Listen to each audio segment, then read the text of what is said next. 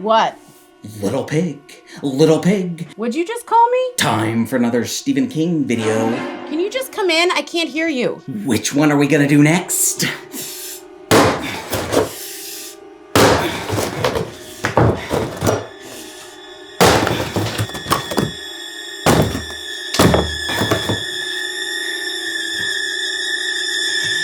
It's The Shining. Are you f***ing kidding me? If it fits! The Shining, released in 1977, is Stephen King's third published novel after Carrie and Salem's Lot, both of which took place in small towns in Maine. According to King, he wanted a new backdrop for his third novel, and so he opened up an atlas of the United States and randomly pointed to a location.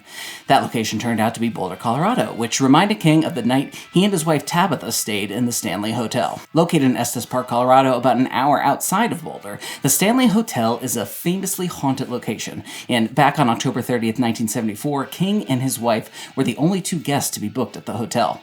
They had dinner in the grand dining room by themselves, theirs being the only table set and pre-recorded orchestral music playing in the background. He was quoted as saying, "It was like God had put me there to hear that and see those things, and by the time I went to bed that night, I had the whole book in mind." The Stanley Hotel was such an inspiration that the 1997 TV movie adaptation used it as its overlook. Fair warning, there will be spoilers for the book and the film version of The Shining. The Shining tells the story of the Torrance family, Jack, Wendy, and Danny. Jack, a recovering alcoholic, has been hired as the winter caretaker of the Overlook, an isolated hotel way up in the Colorado mountains. There's been a string of violent events at the hotel since its opening, the most recent involving the last caretaker, Delbert Grady, who murdered his wife and children before taking his own life. Danny Torrance, Jack and Wendy's son, has special abilities that are referred to as having the shine. She called it shining.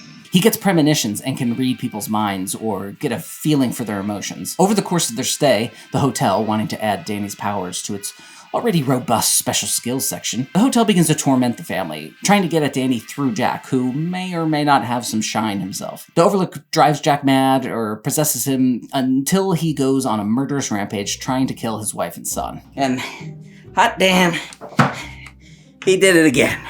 The Shining is a terrific book, and since I started this, a lot of people have told me that King's work as a whole can be hit or miss for them, but you can't deny how impressive it is that he published Carrie, Salem's Lot, and The Shining all within 3 years of one another.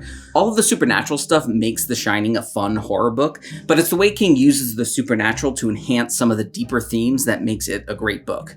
Jack is a man that is literally and figuratively haunted by past demons. He was raised by a violent and probably narcissistic father who has shaped him into a bitter and angry man. He's a failed writer that feels emasculated by his lot in life and is constantly taking out on his family. Want some water? She asked brightly. No, I just want you to get the fuck out of here. I'll get some at the drinking fountain when I go up. Thanks. And people that he feels are looking down on him. Jack's dislike for that cheap, self-important little prick Ullman came flooding back. It's implied that it's literally the hotel bringing this out in him, but even that is a little more ambiguous earlier on in the book, which I think works really well because it accents another big theme in the book, generational trauma. There's a horrific scene about halfway through the book where we get a glimpse of a traumatic moment from Jack's childhood and see how abusive his alcoholic father was. The can had been drawn back, had come down again, this time on the top of her head, splitting the scalp. Mama had dropped to the floor.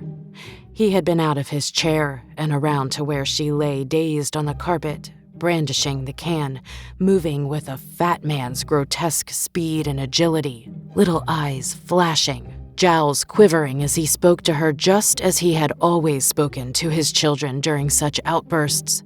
Now, by Christ. I guess you'll take your medicine now, goddamn puppy. Welp, come on, take your medicine. But even through all of that, Jack has an attachment to the good memories he had with his father. There had been nights when his father, in his drunkenness, had not stopped the upward lift of his slab-muscled arms soon enough, and Jackie had gone right over his father's flat-topped head like a human projectile to crash land on the hall floor behind his dad.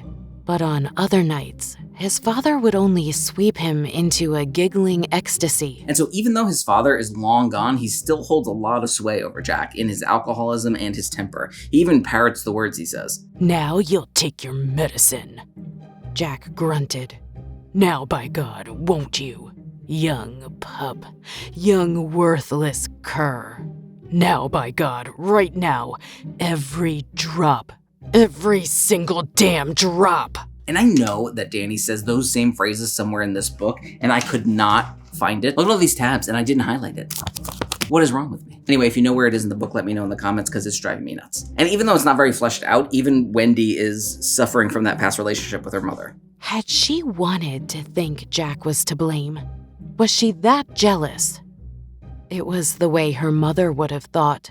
That was the really horrible thing.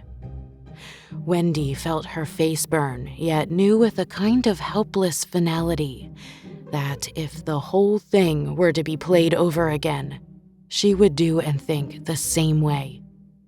She carried part of her mother with her always, for good or bad. I want to say that this feels like King's most adult book that I've read so far, dealing with themes of addiction, child abuse, and the legacy that that abuse can have as it works its way through generations. You could take out all of the supernatural elements from the book and be left with a really compelling and emotional story, which brings us to Kubrick, right, ladies? That's right. That's right. Allegedly, after coming off the commercial and critical flop that was Barry Lyndon, Stanley Kubrick was looking for his next project to be something not only artistically fulfilling, but also commercially viable.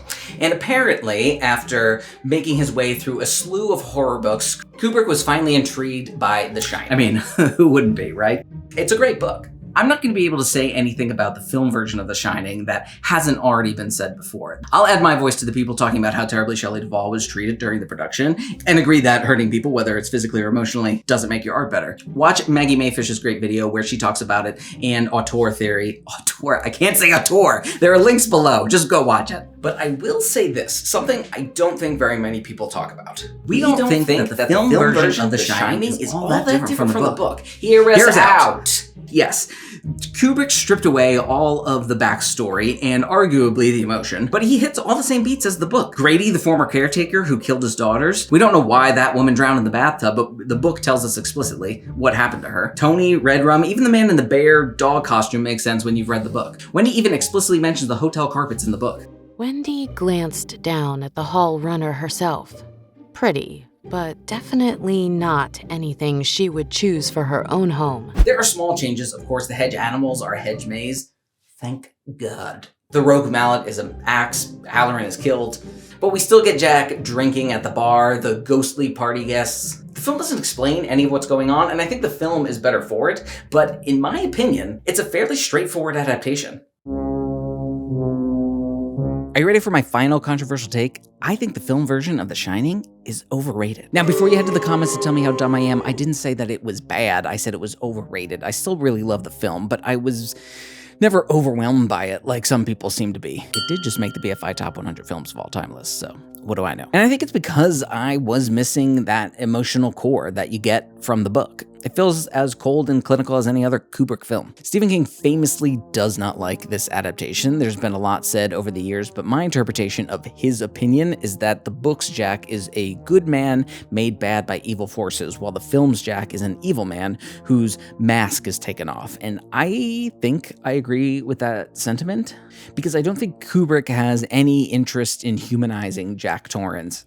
Having said that, I think it's kind of what makes the film great. We see him in this moment and get no more context than what the characters say and how we see him act, and wrestling with who he is part of what makes the character and the film frightening, and what keeps people talking about it 40 years later. Having said that, I like having that little empathy the book allows me to have for Jack. Jack Torrance is an abusive alcoholic, and he is a man trying to do his best with a complicated and traumatic past, who lets his feeling of self-loathing and failure fester into bitterness and rage and ends up lashing out at the outside world. It's a male character that is very relevant for a contemporary audience, and I think it's worth seeing his struggle. And yes, I have seen the 1997 TV movie adaptation starring Steven Weber and Rebecca De Mornay, and it's a much more faithful adaptation of the book. I think Steven Weber is pretty good in it, and I will always have an affection for these kinds of TV movies. They're cheap, the effects do not hold up. But this aesthetic is so nostalgic for me, I refuse to say anything bad about it. But yes, this is what happens when you lean too heavily into the emotional core and stay too faithful to the book. There are things that just don't work well on screen that work really well in the book. I don't think hedge animals have ever worked anywhere though,